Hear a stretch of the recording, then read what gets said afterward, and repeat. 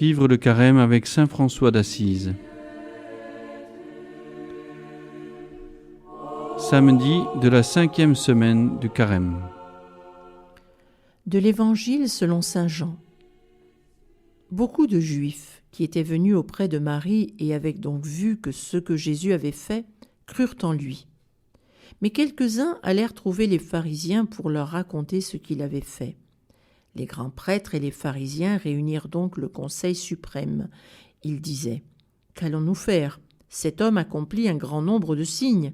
Si nous le laissons faire, tout le monde va croire en lui, et les Romains viendront détruire notre lieu saint et notre nation. » Alors l'un d'entre eux, Caïphe, qui était grand prêtre cette année-là, leur dit : « Vous n'y comprenez rien.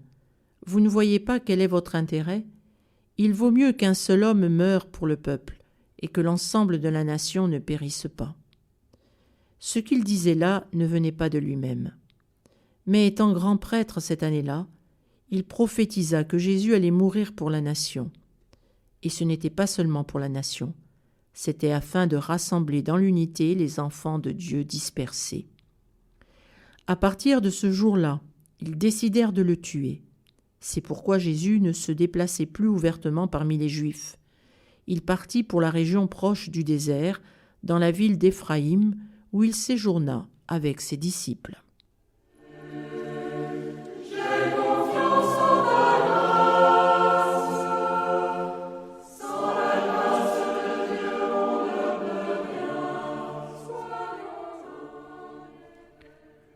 Bouc émissaire du monde.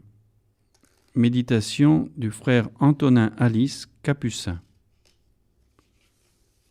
Il vaut mieux qu'un seul homme meure pour le peuple et que l'ensemble de la nation ne périsse pas. Ainsi s'exprime le grand prêtre Caïphe devant le Conseil suprême, et à partir de ce jour-là, continue le texte, ils décidèrent de le tuer. En lisant ce texte, je pense au bouc émissaire, cet animal sur lequel étaient déversés tous les péchés du peuple avant d'être expulsé dans le désert. Animal innocent, victime innocente, qui laissait croire au peuple qu'il était pardonné de ses fautes. Jésus, victime innocente mais consciente, accepte la mort par amour, pour le salut de tous. Il a accepté de mourir pour que l'humanité entière soit sauvée.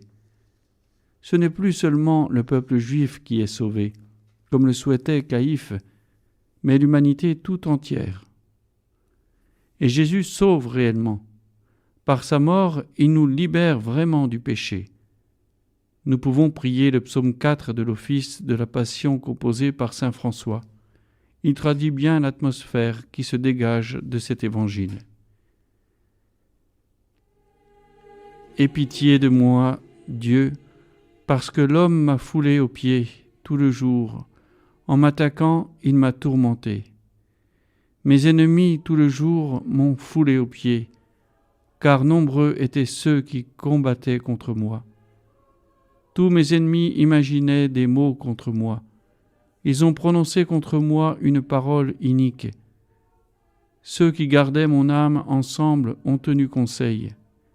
Ils sortaient au dehors et parlaient entre eux. Tous ceux qui m'ont vu m'ont tourné en dérision. Ils ont crié et hoché la tête.